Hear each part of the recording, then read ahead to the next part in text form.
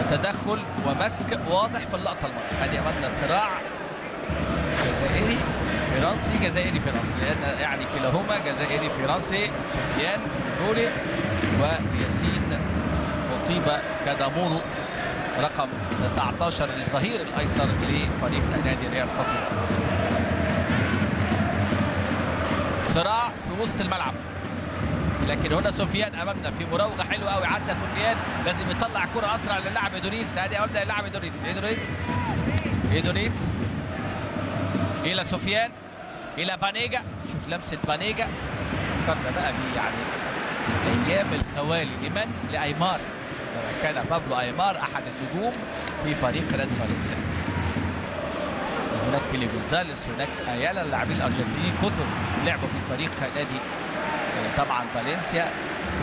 كلاوديو لوبيز، والابرز والاشهر دائما عندما نتحدث عن نجم كامبس مع نادي فالنسيا بقى في فتره